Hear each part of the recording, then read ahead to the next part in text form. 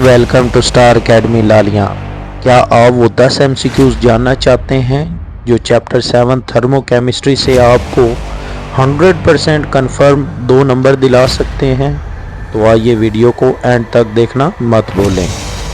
If endothermic reaction is allowed to take place very rapidly in the air, the temperature of the surrounding air, option A remains constant, option B increases, option C decreases, option D remain unchanged। जैसा कि हम जानते हैं कि endothermic reaction तब takes place होता है जब वो सराउंडिंग से हीट एब्जॉर्ब करता है, लिहाजा सराउंडिंग का टेम्परेचर आहिस्ता आहिस्ता डिक्रीज होना शुरू हो जाता है। So option C is the correct answer. In endothermic reactions, the heat content of the option A product is more than that of reactant. Option B reactants and products are equal. Option C reactant is more than that of products. Option D both A and B. Endothermic reaction में reactant heat absorb करने के बाद products बनाते हैं, लिहाजा बनने वाले product का हीट कंटेंट रिएक्टेंट के मुकाबले में बहुत ज़्यादा होता है, लिहाजा option A is the correct answer. 1 calorie is equivalent to option A 0.4184 joule, option B 4.184 joule, option C 41.84 joule, option D 418.4 joule। दिए गए टेबल में आप देख सकते हैं कि 1 कैलोरी 4.184 जूल के बराबर है, या फिर 0.001 किलो कैलोरीज के बराबर है, या फिर 3.968 इंटू 10⁻³ BTU के बराबर है, या फिर 1.162 इंटू 10⁻6 किलोवाट आवर के बराबर है, या फिर 4.387 into 10⁻³ foot pound force mechanical work unit के बराबर है। The change in heat energy of a chemical reaction at constant temperature and pressure is called option A enthalpy change, option B bond energy, option C heat of sublimation, option D internal energy change। जैसा कि हम जानते हैं कि heat absorb eight constant volume equal होती है delta E के, और heat absorb at constant pressure equal होती है डेल्टा H के। So option A is the correct answer in given statement. Which of the following statement is contrary to the first law of thermodynamics? Option A energy can neither be created nor destroyed. Option B in an adiabatic process the work done is independent of its path. Option C one form of energy can be transformed into equivalent amount of other kind of energy.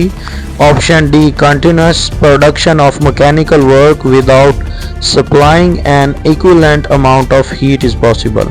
जैसा कि हम जानते हैं कि heat provide किए बिना हम continuous work done नहीं कर सकते, so option D is the correct answer. For a given process the heat changes at constant pressure and eight constant volume are related to each other as option A QP is equal to QV, option B QP is lower than QV, option C QP is greater than QV, option D QP is equivalent to half of QV।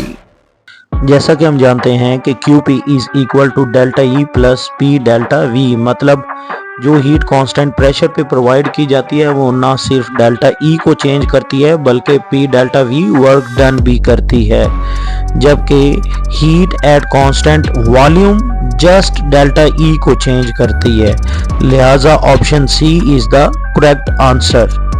For the given reaction NaOH plus HCl give us NaCl plus H2O, the change in enthalpy is called option A heat of reaction, option B heat of neutralization, option C heat of formation, option D heat of combustion। दी गई equation में base और acid आपस में neutralisation reaction show कर रहे हैं, लिहाजा इस रिएक्शन के दौरान जो हीट रिलीज होगी वो हीट ऑफ न्यूट्रलाइजेशन कहलाएगी। So option B is the correct answer.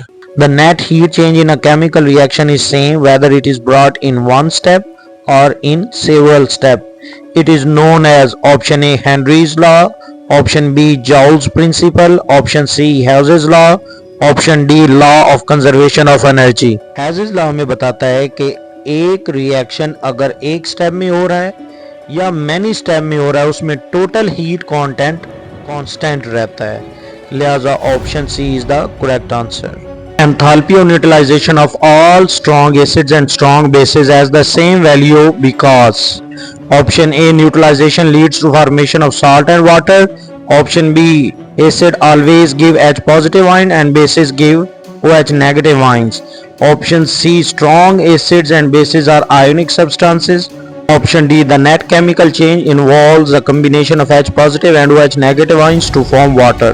जैसा कि हम जानते हैं कि डिफरेंट स्ट्रॉन्ग एसिड्स और डिफरेंट स्ट्रॉन्ग बेसिस के केस में हीट ऑफ न्यूट्रलाइजेशन की वैल्यू कांस्टेंट रहती है, जो कि -57.4 किलो जूल पर मोल होती है। असल में हीट ऑफ न्यूट्रलाइजेशन के पीछे जो रिएक्शन टेक्स प्लेस हो रहा होता है वो है H positive combine with OH negative to form 1 mole of water. इसलिए हमारे पास जो करेक्ट ऑप्शन होगा वो होगा option D. Thank you for watching. Don't forget to like, comment and subscribe the channel.